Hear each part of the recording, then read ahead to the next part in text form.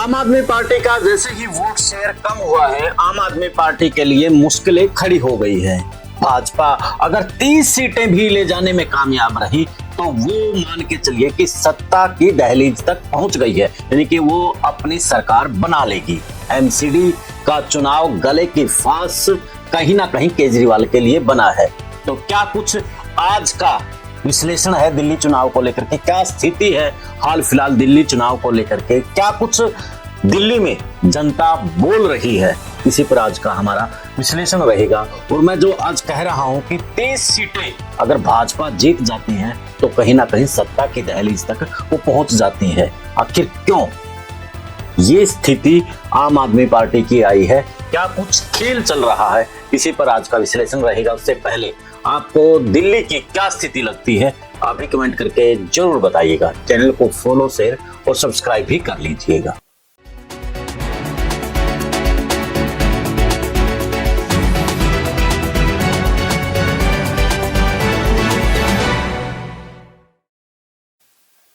सभी को नमस्कार, राम राम। मैं कुलदीप खंडेलवाल, द विश्व प्रेम न्यूज। दिल्ली चुनाव की सियासत इस वक्त गरम तवे के समान है।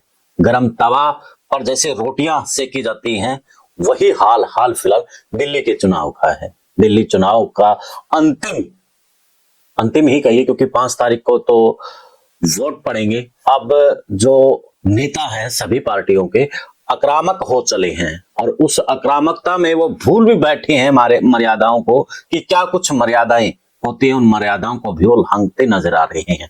इस बीच आम आदमी पार्टी के लिए एमसीडी से चुनाव जीतना कहीं ना कहीं भारी पड़ रहा है, क्योंकि पहले तो अरविंद केजरीवाल जिस प्रकार से कानून व्यवस्था पर, गृह मंत्रालय पर सवाल उठा देते थे कि गृह मंत्रालय के अधीन आती है दिल्ली, तो इसी प्रकार से एमसीडी की जो भी दिक्कतें थी उनको लेकर के वो भाजपा को कोसते थे कि एमसीडी तो हमारे पास है ही नहीं।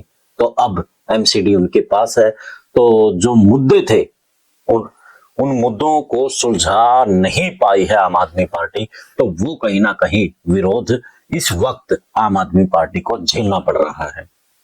वहां की चाहे सफाई को लेकर के दिखते हैं या फिर पानी को लेकर के दिखते हैं, सभी दिक्कतों का कारण एमसीडी अब आम आदमी पार्टी की गले की फांस बन रही है। अब तो यहां तक राजनीतिक विश्लेषक जो कह रहे हैं कि अगर 30 सीटें भी भाजपा जीत जाती है तो सरकार बनाते हुए देर नहीं लगाएगी, क्योंकि अरविंद केजरीवाल ने कुछ गलतियां ही ऐसी की हैं। जो बताया जा रहा है कि 15 ऐसे उम्मीदवार हैं अब की बार आम आदमी पार्टी में, इनके जो भाजपा से आए हुए हैं।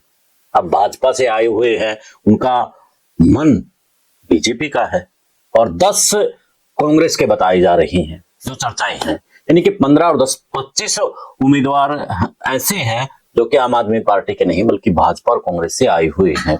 और इस बात को लेकर के 25 जो विधानसभा है वहां पर जो कार्यकर्ता और पदाधिकारी हैं उनकी नाराजगी है कि आम आदमी पार्टी के लिए हम शुरू से लेकर के आखिर तक साथ खड़े हैं, हमने ये पार्टी खड़ी की, हमने सब कुछ किया पार्टी के लिए। जब चुनाव लड़ने की बात आती है तो दूसरी पार्टियों से आए हुए नेताओं को प्राथमिकता दी जाती है, तो ये तो सही नहीं है।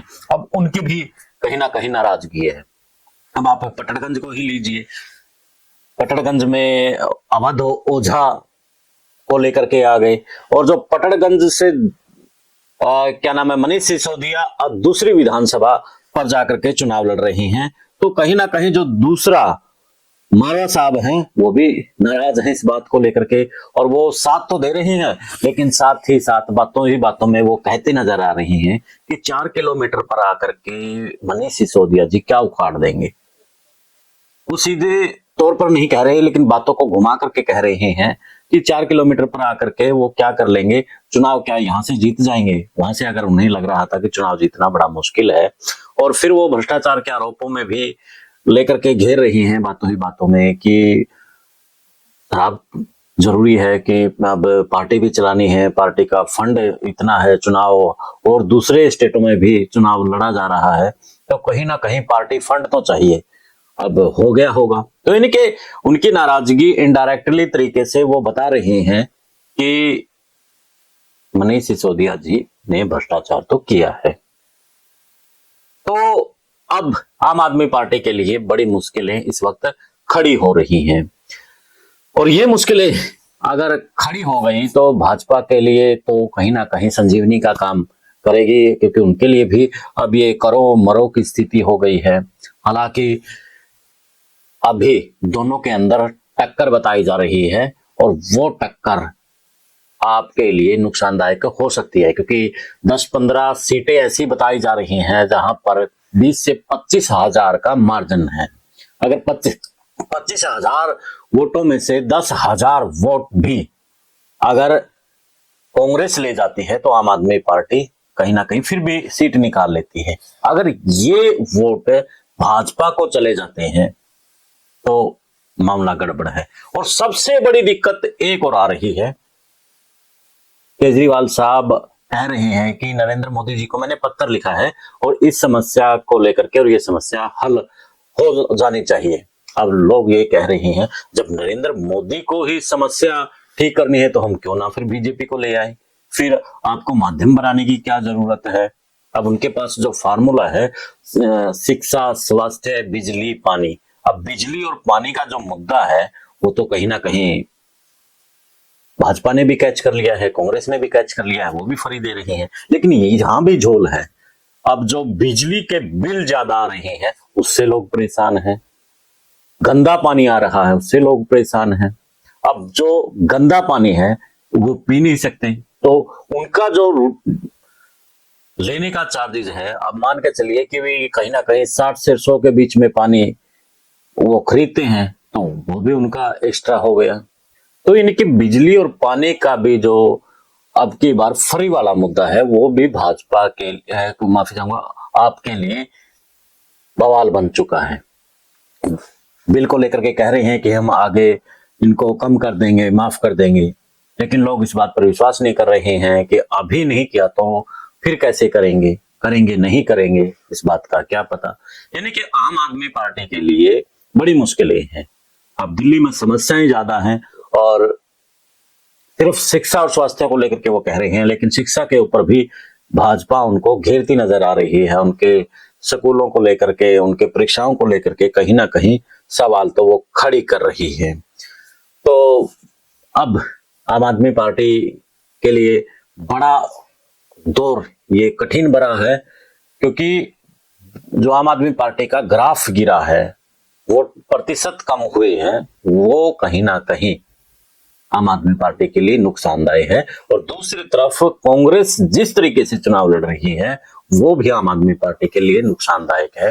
बेशक से अब चुनाव को ढीला कर ले कांग्रेस, लेकिन एक मैसेज जो छोड़ा जा रहा है वो मैसेज ये है कि आम आदमी पार्टी को हराना जरूरी है, क्योंकि आगे के चुनाव में, पंजाब का चुनाव हो या दूसरी जगह का चुनाव हो, वहां पर फिर अरविंद केजरीवाल दिक्कत करेंगे। इसलिए भाजपा से बड़ा दुश्मन केजरीवाल है, तो इसको ही पहले निपटा देते हैं। अब उसको निपटाने की बात हो रही है, और जैसे ही केजरीवाल अपनी बातों को कह रहे हैं तो पंजाब के लोग भी बड़े एक्टिव है, और वो सीधे तौर पर उनको बता रहे हैं कि आपने ये वायदा किया था और अभी तक ये वायदा पूरा नहीं हो पाया है। तो कई दिक्कतें अब केजरीवाल साहब फेस कर रहे हैं। तो क्या कुछ रहेगा, जुड़े रहिए विश्व प्रेम न्यूज के साथ में। हाल फिलहाल आज का यही विश्लेषण था कि अगर भाजपा 30 सीटें भी ले जाती है तो वह सत्ता की दहलीज तक पहुंच सकती है। आपको क्या लगता है? आप भी अपनी राय कमेंट्स बॉक्स में जोड़ दीजिए। देश और प्रदेश की खबरों के लिए देखते रहिए विश्व प्रेम न्यूज। दे इजाजत, मिलते हैं एक नए मुद्दे, एक नए विश्लेषण के साथ। जय हिंद, जय भारत।